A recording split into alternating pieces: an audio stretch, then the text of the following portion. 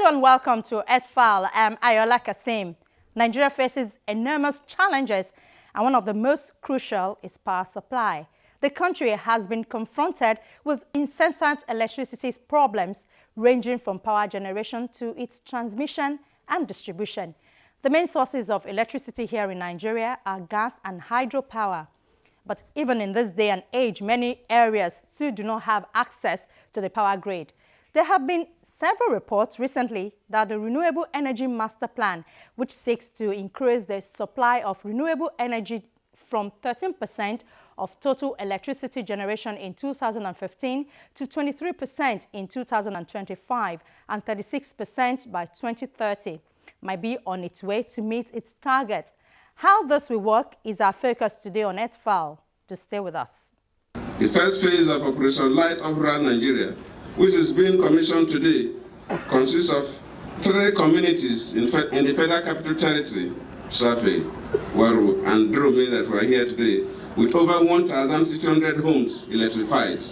President Goodluck Jonathan, exactly a year ago, inaugurated Operation Light Up Rural Nigeria in Drome Community, Buhari Area Council of Abuja, with a pledge to ensure constant power supply to Nigerians.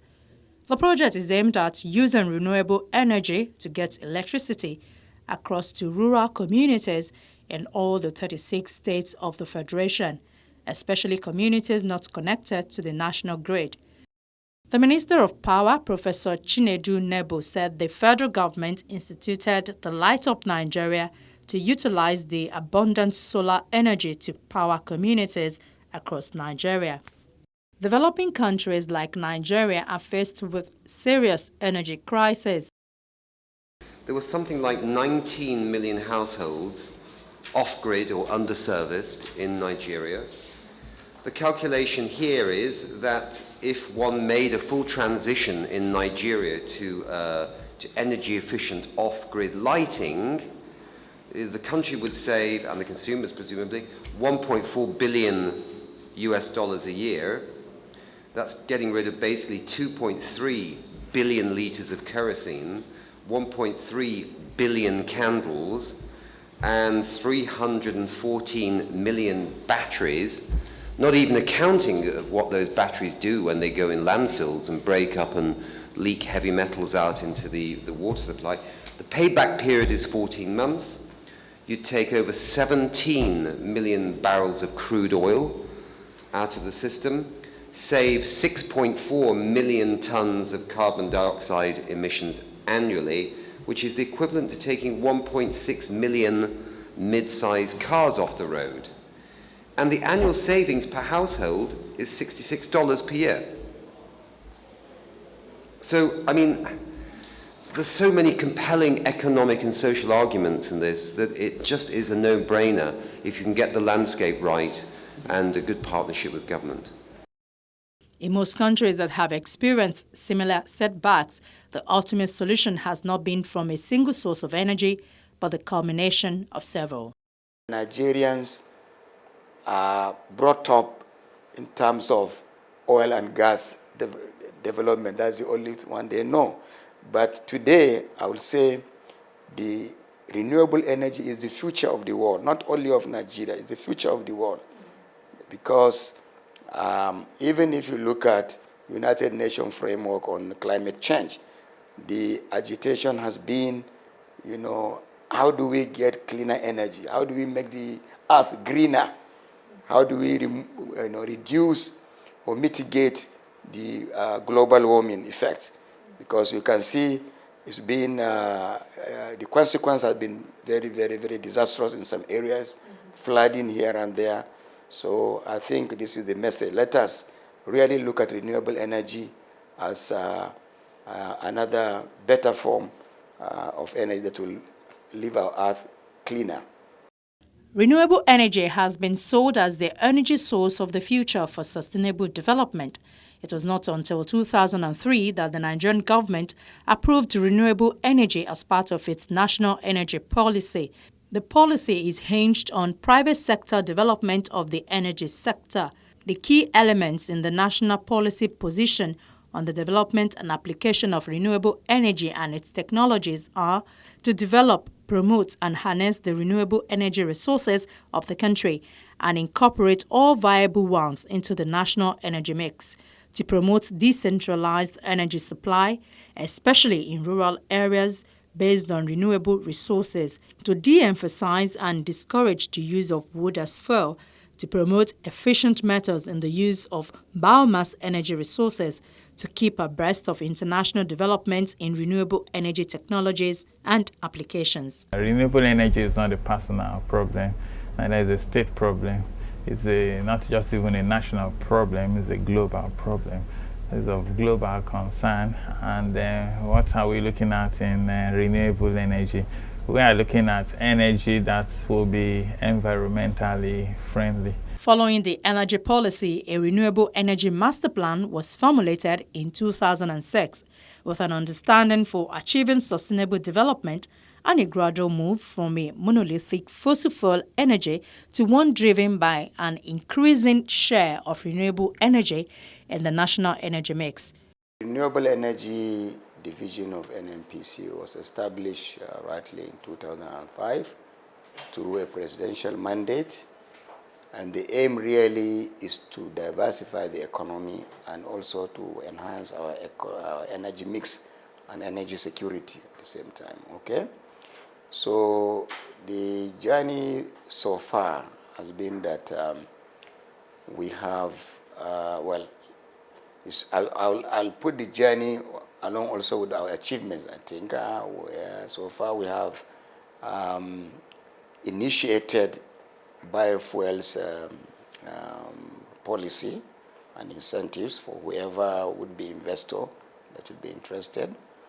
And also, as RED of NNPC, Renewable Energy Division of NNPC, we have been able to undertake some feasibility studies on 7 key projects across different parts of the country. Namely, we have 2 oil palm to biodiesel, okay, project in Ecom and Calaro in Cross River State. Then we have 2 sugarcane to ethanol projects in Agasha, Guma, and Buruku of Benue State. We also have 1 sugarcane to ethanol project in Gombe State. Then we have also 1 cassava to ethanol project in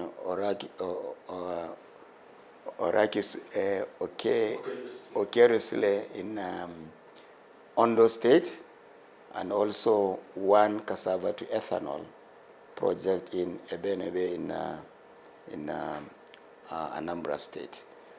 And in addition to that, we have been able also to undertake or carry out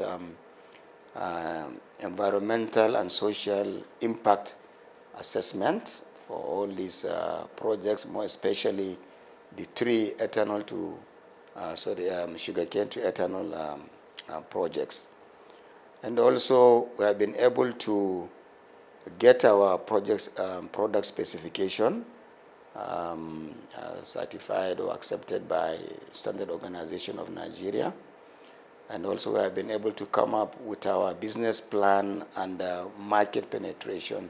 The master plan also stressed the need for exploiting renewable energy in quantities and at prices that will promote the achievement of equitable and sustainable growth. But with a vast renewable energy resources, a national energy policy and a national renewable energy master plan, Nigeria is still far behind in renewable energy development and usage. Our challenges really has been, first, Nigeria, the mainstay of the economy has been oil and gas.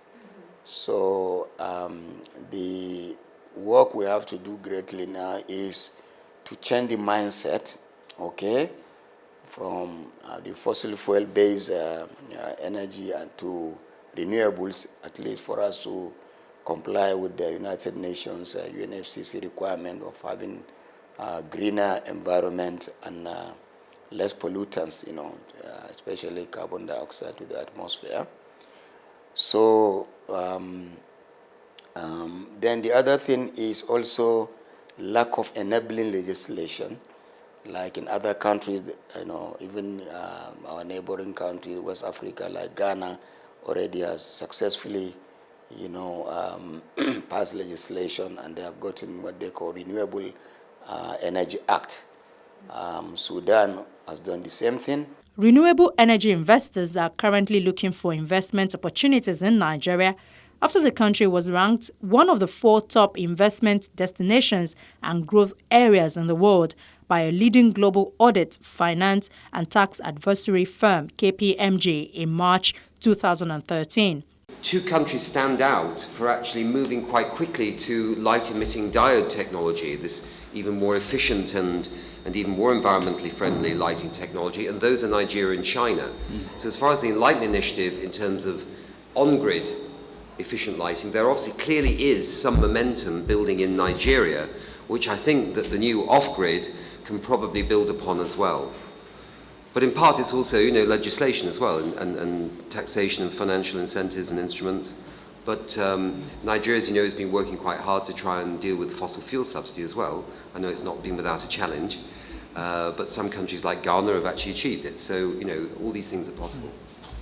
Meanwhile, many Nigerians have shown that they have what it takes to develop this sector, given the right incentive. One of those is Dr. Henry Boyo, a lecturer at the University of Lagos who has been training his students on best ways to adequately utilize the natural resources at their disposal. I felt that, one way is to optimize the use of energy, and we must look into the architecture of the buildings in terms of materials and try to ensure that it's maximized. And then how, in this case, can we use physics to optimize the use of energy? If we look at energy, the only way we can do is to use friendly energy. And this friendly energy we are looking at is like biodiesel, we are looking at biogas, we are looking at the solar aspect, the solar